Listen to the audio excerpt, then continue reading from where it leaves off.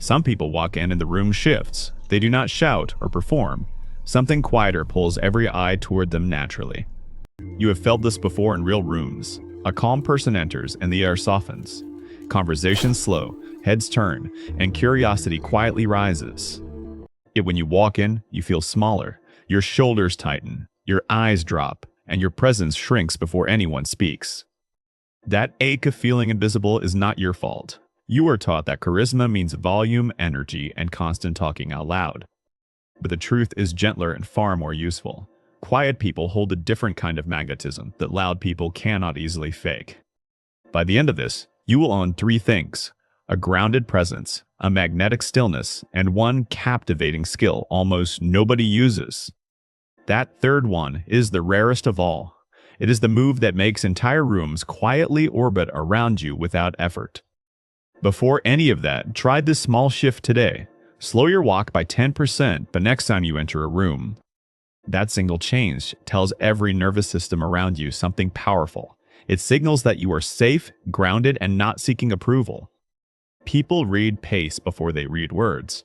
A slower body says you belong here without needing permission from anyone. Now here's where most quiet people get it wrong. They believe their silence is the problem holding them back socially. So they push themselves to talk more, joke more, and perform. They mimic extroverts and end up feeling drained and fake. The room senses that effort instantly, even without naming it. Forced energy reads as anxiety, not charisma, no matter how polished it looks. Your real power was never going to come from louder words. It comes from a presence so settled that others feel calmer near you. Think of the last time you watched someone captivating across a room. They probably were not the loudest person speaking at all. They held a stillness that made everything around them feel quieter. People leaned toward them like plants tilting toward soft sunlight. That is your natural lane, and it is wildly underused. Quiet people are built for this kind of magnetism from the start. Here is the part most people completely miss about presence. Captivating a room is not about being seen, it is about being felt. You do not need a single clever line to do that. You need a body language and a stillness that says everything first. So let us walk through the moves that quietly do the work. The first one changes how a room reads you within seconds. The first move is what I call the grounded entrance. Most people rush in scanning faces hoping nobody notices their nerves. Try the opposite the next time you walk through a doorway. Pause one breath at the threshold before stepping fully into the room. That tiny pause tells your nervous system you are not prey here. Your shoulders drop, your jaw softens, and your eyes stop darting around. People around you feel that shift before they understand it. Their brains register safety, presence, and quiet authority all at once. A grounded entrance does more than any clever opening line. It sets the tone for every conversation you will have that night. The second move is a slow scan, used with warmth. Instead of avoiding eyes, sweep the room with a soft, curious gaze. Hold each face one beat longer than feels comfortable inside. Then offer a small, closed-mouth smile, almost like a private hello. This reads as confidence, not flirtation and not intrusion at all. It tells the room that you see them and welcome being seen back. Most quiet people stare at the floor or their phone instead. That single habit erases their presence before anyone could feel it. Reverse it, and you become someone the room quietly notices. You become a person worth approaching without saying a single word yet. Now here's where it gets interesting for quiet people. Your stillness is not the absence of charisma, it is the source. Loud people feel silence because silence makes them feel exposed. You can hold silence, and that ability is genuinely magnetic in rooms. When you stand calmly while others fidget, something subtle happens. People read you as someone with nothing left to prove out loud. That perceived self-containment is one of the most attractive social traits. It signals depth, security, and a life that exists beyond this room. The third move is the soft anchor posture. Stand with your weight evenly balanced through both feet on the ground. Let your shoulders fall back naturally, not pinned military style at all. Keep your chest open and your hands relaxed at your sides. This posture quietly broadcasts that you take up your full space. You are not shrinking, but you are also not performing dominance loudly. People near you start to mirror this posture without realizing. Their bodies relax, their breathing slows, and they enjoy being around you more.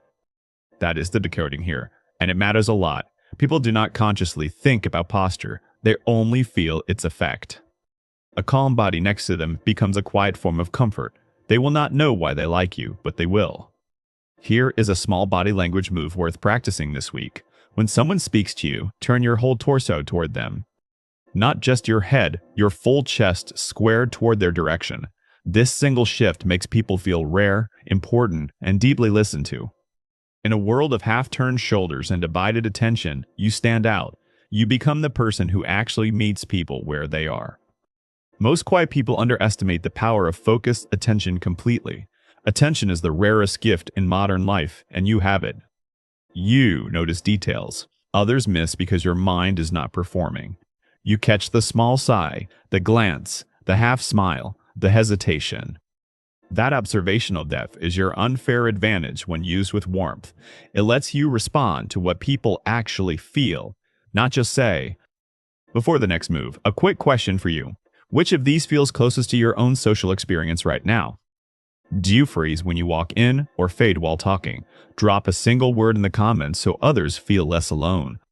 Your honesty in that comment helps another quiet reader feel seen. They scroll, find your words, and quietly nod at their screen. Now back to the move that quietly captivated a room. The next one is the slow voice, and it changes everything. Most quiet people speak too softly and too quickly when nervous. Their words tumble out, blurred together, easy for the room to dismiss. Try this instead the next time you speak in a group. Drop your pitch slightly and slow your pace by about 10%. Pause briefly between your sentences, as if your words are worth waiting for, because when you act like they are, people start to agree. A slow, grounded voice tells the room your nervous system is calm. Calm voices are magnetic because the world is full of rushed ones. The next move is the comfortable pause before responding. When someone asks you a question, do not rush to answer. Take one full breath, look at them softly, and then speak. That short pause signals that you're thinking, not performing for approval.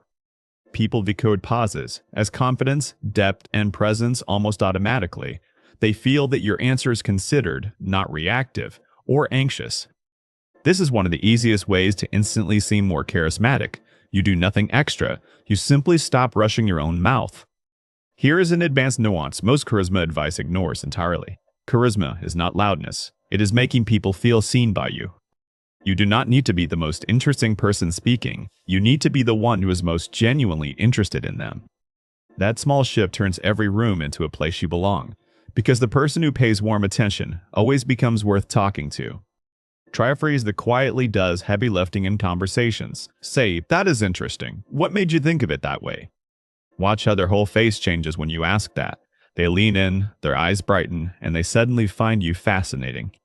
You barely spoke, yet you became the highlight of their night. That is the quiet captivation that loud charisma can never match. Another phrase worth keeping in your back pocket forever. Ask, what was the best part of that when someone shares anything? It reopens the story and lets them relive their favorite moment. People remember whoever helps them feel good about their own life. Now here is something most quiet people never realize about rooms. You do not need everyone to like you to captivate space. You only need to be the calm point others can rest on. The grounded person in a chaotic room always becomes the center. Picture a still pond in the middle of a busy garden. People naturally drift toward it because it offers something the rest cannot. That is what your stillness becomes when you stop apologizing for it. A quiet anchor in a room full of nervous, moving energy. The next move is the gentle held gaze during listening. When someone talks, keep your eyes softly on theirs without staring hard. Let your eyes warm slightly, the way they do with old friends. That single shift makes strangers feel like you have known them forever. People decode warm eye contact as safety, interest, and genuine presence. Their bodies relax, their stories deepen, and they reveal more of themselves. You did not perform anything to earn that opening from them. You simply looked at them like they were worth fully seeing. Here is a mindset shift that quietly rewires everything for you. Stop trying to be impressive and start trying to be present. The moment you drop the performance, your real presence walks in, and your real presence is far more captivating than any rehearsed version. Most people you meet are quietly hungry to feel important, not flattered, not complimented, but genuinely noticed by another calm human. You can be that person without changing your personality at all. Your quietness is the perfect instrument for this kind of attention. Another small move that pays off in every social setting. Repeat back one specific word the other person just used. If they say, "It was honestly exhausting," gently echo, "Exhausting how?" That single word tells them you actually heard, not just waited to speak.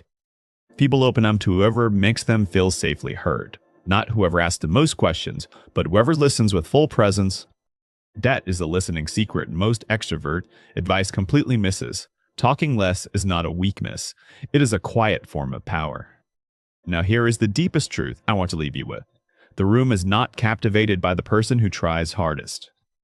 The room is captivated by the person who needs it least, the one who is fully comfortable existing without anyone's approval at all. That self-containment is the real source of every magnetic presence, and quiet people are naturally closer to it than anyone else.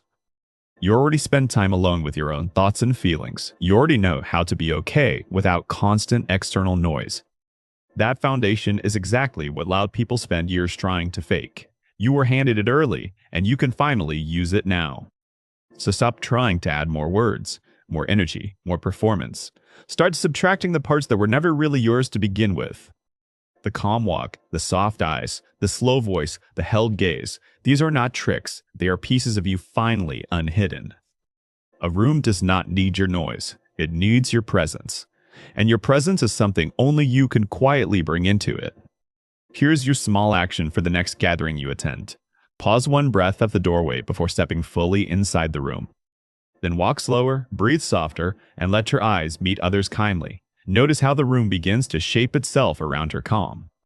Drop a comment telling me which move you will try first, the grounded entrance, the slow voice, or the comfortable held pause. Your answer helps another quiet reader find courage to try one too. We become braver together when we share what we are practicing. If this felt like someone finally understood your quiet nature, subscribe. Tap the bell so the next one finds you when you need it. You are never too quiet for this world or its rooms. You are simply waiting to learn how powerful your stillness already was. The loudest person rarely wins the room for very long, but the calm one is remembered long after the night ends quietly.